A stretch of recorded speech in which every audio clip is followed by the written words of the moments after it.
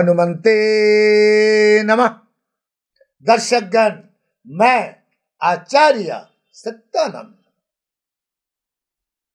प्रतिदिনের মতন আপনাদের দরবারে উপস্থিত আছি। একটি টোটকা আপনাকে অরবপতি করে তুলতে পারে। কোনো কঠিনও না, কিন্তু একটা সিস্টেম, একটা ধার্মিক সিস্টেম। আপনারা জানেন আমাদের হিন্দু ম্যাথোলজিতে মহিলাদেরকে আমরা লক্ষ্মী হিসাবে মানি। কোনো মেয়ের কোনো বাড়িতে জন্ম হলে আমরা প্রায় এটা বলি না মেয়ে জন্ম নিয়েছে, আমরা বলি লক্ষ্মী জন্ম নিয়েছে। এবং বাবার ভীষণ প্রিয় হয় তার মেয়ে, রাজকুমারীর মতন রখরখাও থাকে মেয়ের।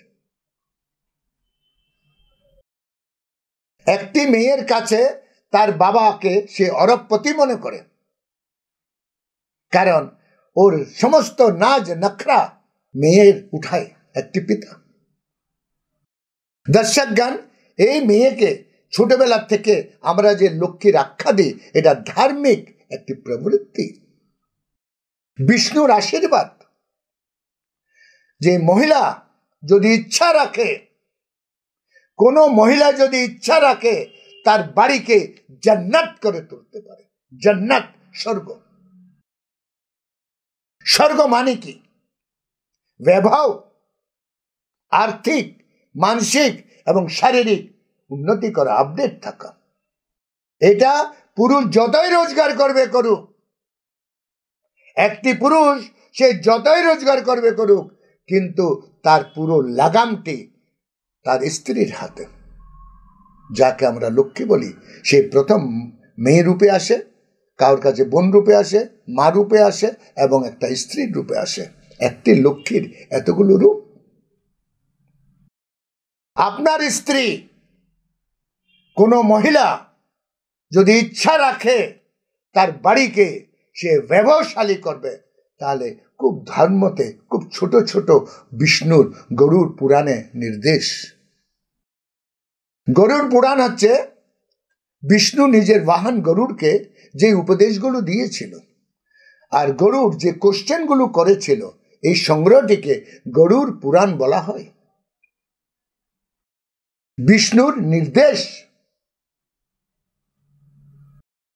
দর্শকগণ, মনে রাখুন, কোন স্ত্রী নিজের স্বামীর ইনকামকে, নিজের স্বামীর হেলথকে, নিজের স্বামীর পরিস্থিতিকে 100-200 গুণা বাড়িয়ে দিতে পারে।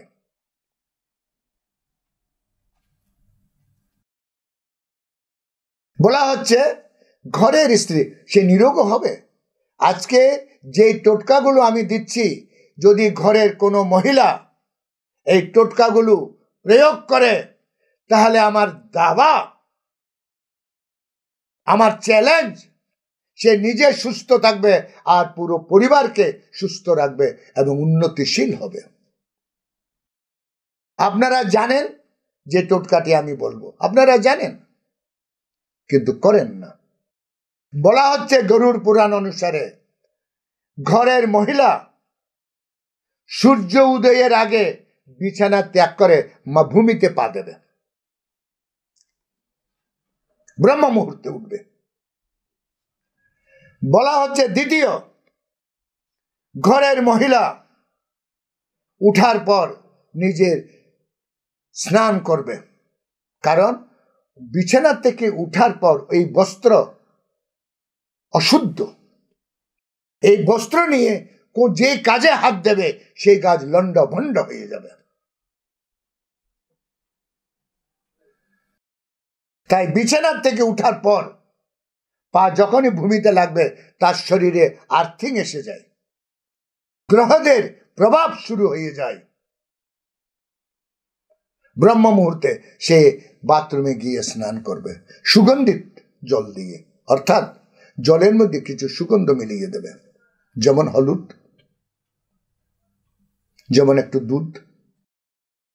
এগুলো একটু একটু হলে 1 চামচ হলো দুধ মিলাতে হয়, ইয়া একটুখানি হলুদ মিলাতে হয়, জল সুগন্ধিত হয়ে যায়। দর্শকগণ, এই জল দিয়ে যখন মহিলা স্নান করবে, ঘরের স্ত্রী যখন স্নান করবে, আর শুভ্র বস্ত্র, কোনো জরুরি না আপনি সাবান দিয়ে ধুতে হবে, আপনাকে লন্ড্রি দিতে হবে, জল কাঁচা করে যেই শাড়িটি, যে বস্ত্রটি আপনি পরবেন ভেবেছেন, সেটা ধুলা হুয়া হোনা চাইয়ে। প্রথম, আপনি কিন্তু পুরো বাড়িটাকে নিয়ন্ত্রণ করছেন, আপনার হাতেই পুরো লাগাম। তৃতীয়ত বলা হচ্ছে যে